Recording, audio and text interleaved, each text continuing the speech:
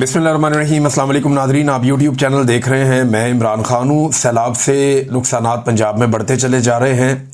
मैं कुछ सैलाब की सूरत हाल आपके सामने रख देता हूँ। गुजरांवाला डिवीज़न में अब तक की इतला के मुताबिक 15 अफराद जो हैं वो जाँ बहक हो गए हैं सैलाब की वजह से, और मुख्तलिफ जगहों पर अलग अलग तरह से नुकसान हो रहा है। नुकसान की अगर तफसीलात आप देखें तो सबसे ज़्यादा नुकसान फसलों को हुआ है।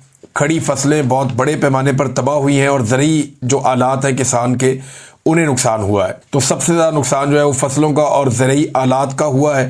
सिर्फ एक ज़िले की मैं बात करूं तो पाकपतन में 80 किलोमीटर तवील एक पट्टी है, वहाँ खड़ी फसलें पानी के नीचे डूब गई हैं और ये सूरत हाल है फसलों के साथ जो हो रही है। और दूसरा जो बड़ा नुकसान है वो घरों और घरेलू सामान का नुकसान हुआ है। लोगों का करोड़ों अरबों रुपए का सामान जो है वो ख़राब हो गया। ताजरों की दुकानों में पानी चला गया।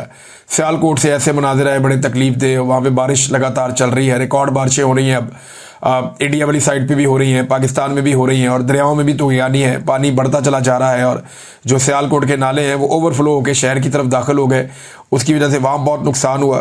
तो गुजरांवाला डिवीज़न की मैंने आपको सूरत हाल बताई। पहला नुकसान जो है वो फसलों का है सबसे बड़ा, दूसरा नुकसान जो है वो घरों का और घरेलू सामान का है, और तीसरा बड़ा नुकसान जो देहाती लोग हैं उनके जो मवेशी, गायें, भैंसें, भेड़ बकरियां और मुर्गियां और दीगर जो पालतू जानवर हैं उनका बहुत नुकसान हुआ है। बहुत बड़े पैमाने पर जो जानवर हैं वो बह गए हैं पानी के अंदर। बाकायदा लोग वीडियोस बना रहे थे, वो देख रहे थे कि गायें और भैंसें पानी के अंदर बहकर जा रही हैं और उनके निकलने का इम्कान भी नहीं है। तो गाय जो है वो गाय पानी के अंदर वैसे भी नहीं जाती, भैंस पानी के अंदर नहाती भी है, पानी के अंदर जाती भी है। लेकिन ये जिस तरह का सैलाब है, ऐसे सैलाब से जानवरों का निकलना बड़ा मुश्किल हो जाता है, क्योंकि दलदली इलाके बन जाते हैं किनारों पे, और ये जानवर बहरहाल बहुत बड़े पैमाने पे हलाक होते हैं जब भी कभी सैलाब आता है, और वो सूरत हाल बनी हुई है। तो ये तीन बड़े नुकसानात हैं जो किसानों को हो रहे हैं, देही इलाकों में हो रहे हैं, शहरों में हो रहे हैं, और ये सारी सूरत हाल पंजाब में बनी हुई है। पंजाब की हुकूमत जो है वो अब तक नहीं जागी और टिकटॉक्स पे उन्होंने काम शुरू कर दिया है। मरियम नवाज पहुंची दरिया रावी पे, वहाँ पे जाके टिकटॉक बनवाया, वहाँ पे बाकी लोगों के साथ सारी इंतजामिया वहीं बुला ली। इस वक्त इंतजामिया को पहले होना चाहिए, प्लानिंग के साथ चलना चाहिए, काम करना चाहिए। तो मरियम नवाज के लिए बाकायदा वहाँ पे एक सेट लगाया गया, उन्हें बुलाया गया, बुलाकर दरिया के पास उन्हें खड़ा करके वीडियो बनाई गई। और जब वीडियो बनाई गई तो सेम टाइम में दरिया के अंदर कश्तियाँ भी चलती हुई दिखाई दी गई। अब ये कश्तियाँ इस वक्त होनी चाहिए थी वहाँ पे जहाँ रेस्क्यू का ऑपरेशन हो रहा है, कश्तियाँ वहाँ होनी चाहिए थी जहाँ पे लोग डूब रहे हैं, जहाँ लोगों को रेस्क्यू करना है, लोगों को निकालना है देहातों से बाहर, कश्तियाँ वहाँ होनी चाहिए थी। लेकिन कश्तियाँ कहीं और पहुँचा दी गई। और जो हुक्मरान तबका है, चाहे वो MPs हैं, MNAs हैं, मिनिस्टर्स हैं, वो लोग अपनी वीडियोज़ बना रहे हैं कश्तियों में बैठ के। 4-4, 5-5 कश्तियाँ एक एक बंदे ने मल ली हैं और उनके अंदर बैठ के उनके टिकटॉक्स बन रहे हैं। एक कश्ती के अंदर कैमरामैन सवार है, दूसरी कश्ती के अंदर सांप सवार है। वो जो बेचारे लोग हैं जिनको रेस्क्यू करना है उनको पूछ ही कोई नहीं रहा, कई कई घंटे वहाँ पे टिकटॉक्स बन रहे हैं। तो एक अजीबोगरीब ही सूरत हाल है। लोग अपनी मदद आपके तहत जो पानी के बंद हैं उन्हें बचाने की कोशिश कर रहे हैं, अपनी मदद आपके तहत लोग अपने घरों को बचाने की कोशिश कर रहे हैं। पाकिस्तान पीपल्स पार्टी ने इल्ज़ाम लगाया है रेजिडेंशियल सोसाइटियों के ऊपर। पीपल्स पार्टी का ये कहना है कि लाहौर की सरसब्ज ज़मीनें हाउसिंग माफिया ने निगल ली हैं, फसलें तबाह हो गई हैं, दरियाओं के किनारे जो हैं वो कमज़ोर छोड़ दिए गए हैं। आज सैलाब लाखों एकड़ ज़मीन और हज़ारों घरों को डबो रहा है, मगर हुक्मरान जिम्मेदारी लेने को तैयार नहीं है। क्लाइमेट चेंज बहाना है, असल मुजरिम वो हैं जिन्होंने कौम का मुस्तकबिल बेच डाला। ये बात की है पीपल्स पार्टी ने। नदीम अफजल चंद साहब ने भी इससे मिलती जुलती बात की है। मुझे अच्छी तरह याद है कि शहबाज शरीफ साहब जब नए नए वापस आए परवेज़ मुशर्रफ के दौर के बाद, तो ये कोई फिदाई चक्कर लगा कर आए थे। उसके बाद इन्होंने रावण में सहाफ़ियों से बात की थी, मैं वहाँ मौजूद था। तो इन्होंने कहा जी ये जैसे सोसाइटियाँ बन गई हैं, ये सारी ज़रूरी ज़मीनें थी, ये सारे ग्रीन एरियाज थे, इनको ब्राउन कर दिया गया है, ये बड़ी ज़्यादती हुई है और पंजाब के बड़े शहरों के साथ ये ज़्यादती हो रही है, लिहाजा ये सिलसिला बंद होना चाहिए। लेकिन उसके बाद देखा कि ये उसके अंदर हिस्सेदार बन गए, इनके अपने रियल स्टेट के कारोबार शुरू हो गए, जिनके रियल स्टेट के कारोबार हैं उनके साथ इनकी रिश्तेदारियाँ शुरू हो गई, और फिर इन्होंने वो सारे लोग अपनी पार्टी के अंदर शामिल कर दिए और वहाँ से ये भी पैसा बनाना शुरू हो गए। लिहाजा ये एक मशरूम ग्रोथ हुई है। अलीम खान साहब को क्या प्रॉब्लम था इमरान खान से? इमरान खान साहब ने खुद एक इंटरव्यू में बताया कि वो एक ग्रीन एरिया को वो ब्राउन करना चाह रहे थे, और वो दरिया के बेड के अंदर ज़मीन उन्होंने ली हुई है, और इमरान खान कहते थे वो गैर कानूनी है। ये वहाँ पे अपनी सोसाइटी बनाना चाह रहे थे। अलीम खान साहब। तो इमरान खान साहब परमिशन देते नहीं थे, अब वो बन गई है। वहां पे एक ओवरसीज का पूरा एक एरिया है, ब्लॉक है, और उस तरफ पानी दाखिल हो रहा है। ये है जनाब सूरत। इन सोसाइटियों को बचाना है तो आबादियों को डबोना पड़ेगा। जो कई दहाइयों पुरानी आबादियां, उनको डबोना पड़ेगा, वहां से बंद तोड़ने पड़ेंगे अगर इन सोसाइटियों को बचाना है तो। बहरहाल ये मैं काफ़ी अरसे से कह रहा हूं कि पानी के रस्तों को रोका गया है, और पानी के रस्तों को रोकने के लिए बंद बांधे गए हैं और रेजिडेंशियल सोसाइटियां बनाई गई हैं। रियल स्टेट माफिया ने इसमें बहुत पैसा बनाया है और लगातार रियल स्टेट माफिया इसमें पैसा बना रहा है। बगैर किसी प्लानिंग के ये सब कुछ किया गया और पाकिस्तान के साथ सख्त ज्यादती इस मामले में हुई है। पाकिस्तान तहरीक इंसाफ ने इस बारे में फैसला किया है और मेरे ख्याल में बड़े पैमाने पर पाकिस्तान तहरीक इंसाफ को मैदान में आना चाहिए, क्योंकि हकीकी हुक्मरान वही हैं पाकिस्तान के। अवाम ने उनको वोट डाला था और अवाम उनकी तरफ देखती है। लिहाजा तहरीक इंसाफ को बड़े पैमाने पर निकल कर लोगों की मदद के लिए सामने आना चाहिए। जितने भी टिकट होल्डर हैं पाकिस्तान तहरीक इंसाफ के, या जितने भी लोग हैं जो ओहदेदार हैं, उन सबको एक्टिवली पार्टिसिपेट करना चाहिए। ये मुल्की मसला है। अभी थोड़े दिनों के लिए बाकी सियासी एक्टिविटीज अगर छोड़ के पूरे ताकत के साथ, पूरे तरीके से सैलाब ज़दगान की मदद करें तो ये खिदमत से बड़ी सियासत और कोई होती नहीं है। और आवाम को भी आइडिया हो जाएगा कि जिस वक्त मौजूदा हुकूमत अपनी टिकटॉक्स बना रही थी, उस वक्त जिन लोगों को उन्होंने वोट दिए वो लोग उनके साथ खड़े थे। बहरहाल इनको मैदान में आना चाहिए पाकिस्तान तहरीक इंसाफ को। और अगर उस दौरान में अब हुकूमत गिरफ्तारियां करती है या इन्हें मदद करने से रोकती है तो हुकूमत खुद ही एक्सपोज हो जाएगी।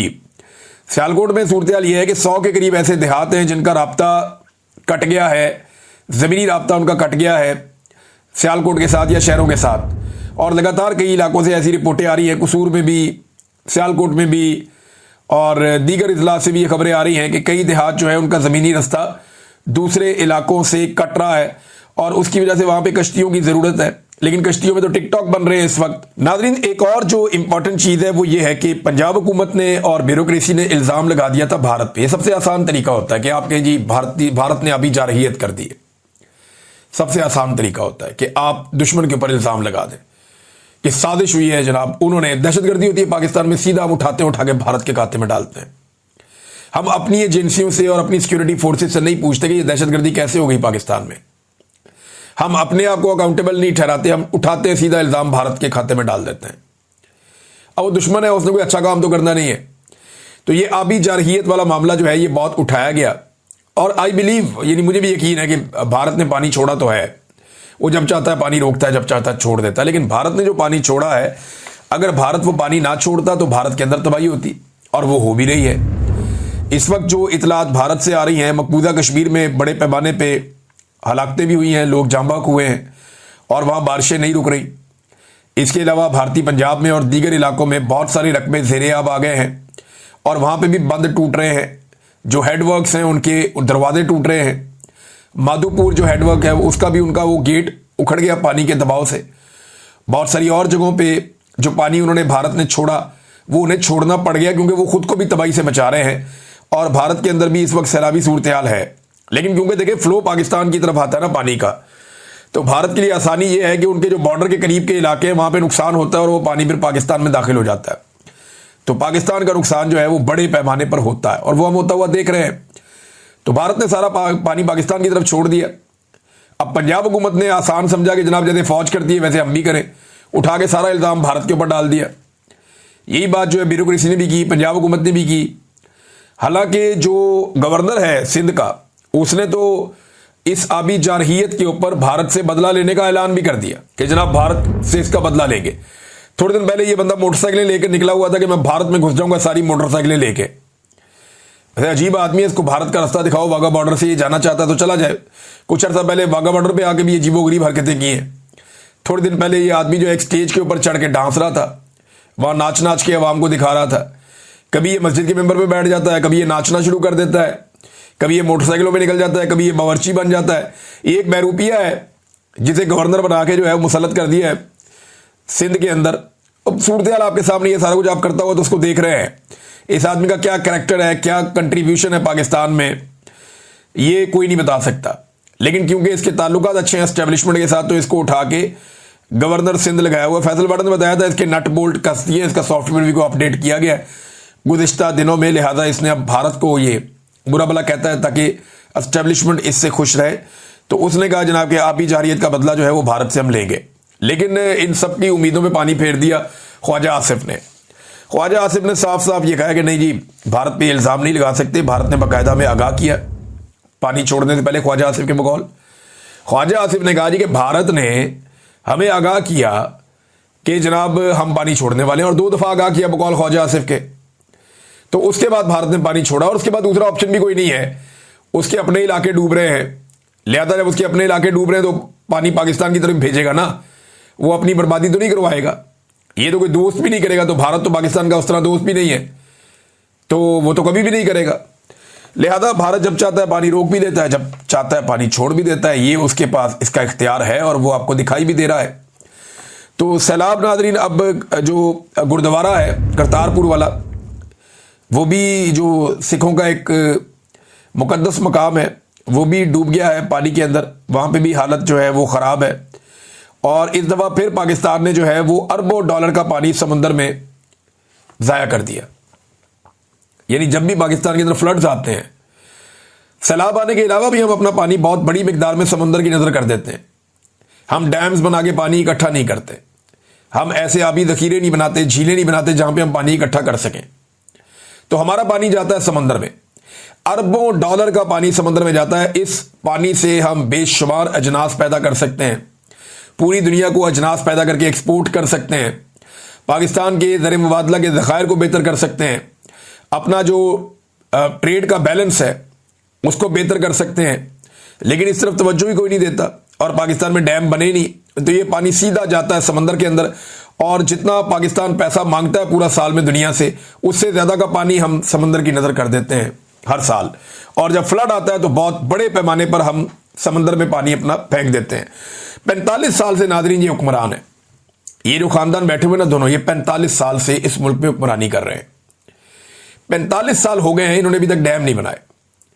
इनके आने से पहले 2 बड़े डैम बने थे, एक मंगला और एक तरबेला। इन्होंने आने के बाद पिछले 45 साल में कोई डैम नहीं बनाया। इमरान खान साहब कुछ प्रोजेक्ट पे काम शुरू करके गए, गंडापुर ने पिछले दिनों पैसा भी मांगा, ये पैसा देते नहीं है। अब ये नया चूरन बेच रहे हैं कौम को। वजीर इत्तलात ने कहा, फेडरल जो है, उसने कहा जी कि ये इंफॉर्मेशन मिनिस्टर के बकौल कि वजीर आजम ने चारों वजीर आला से मिलकर उनकी हमायत से नए डैम्स की हिकमत अमली बना ली है। तो 45 साल हो गए, अब जाके इसने हिकमत अमली बनाई है। 45 साल से ये खानदान हुकूमत के अंदर है, और 45 साल के बाद अब इन्होंने डैम्स बनाने की हिकमत अमली बनाई है। हद नहीं होगी? कैसी इनकी बेड़ा गर्क हिकमत अमली है जो बनने में 45 साल लग गए हैं, और कह रहे जी अब हम डैम्स बनाएंगे। ये जब कोई सानिया आता है ना, दहशतगर्दी होती है, तो ये उसके बारे में हिकमत अमली ले आते हैं सामने। रंगबाज है ना, जब कभी सैलाब आता है तो उसकी हिकमत अमली ले आते हैं डैम्स की। जब कभी आग लगती है तो ये कहते हैं जनाब फलानी हिकमत अमली हम लेकर आ रहे हैं। जब कभी कोई लैंडस्लाइडिंग होती है, कोई और मामला होता है जी हम उसकी हिकमत अमली लेकर आ रहे हैं। तो जिस जिस तरह के मसाइल आते हैं ना, ये उस तरह की हिकमत अमली इनके पास बनी बनाई पड़ी है, ये कौम के सामने रख देते हैं और काम टकेगा नहीं करते। आज ये सैलाब खत्म हो जाएगा, सब भूल जाएंगे। किसान बेचारा पहले से गरीब हो जाएगा, कमजोर हो जाएगा, उसको लंबा टाइम लगेगा वापस अपने आप को सर्वाइव करने में। जब वो ठीक होगा, चीजें मामूलात पे आएंगी, उसके बाद कुछ अरसे के बाद आप देखेंगे कोई और सानिया होगा तो ये उसके लिए हिकमत अमली लेकर आ जाएंगे। तो हिकमत अमली ये लेकर आते हैं। ये डैम इनको भूल जाने हैं थोड़े दिनों के बाद, ये किसी नए इशू के ऊपर लग जाएंगे। ये सिर्फ बयानात की हद तक होता है, उसके अलावा कुछ नहीं है। नादरीन, जो दहशतगर्दी की अदालत है लाहौर में, वहां पे पेश किया जा रहा है इमरान खान साहब की फैमिली को, और इसके लिए पाकिस्तान तहरीक इंसाफ ने 28 अगस्त बरोज़ जुमेरात, यानी आज के दिन में 9:30 बजे उन्होंने कहा जी कि सारे पहुंचे, अली बापा के बेटे को दहशतगर्दी की अदालत में पेश किया जाएगा।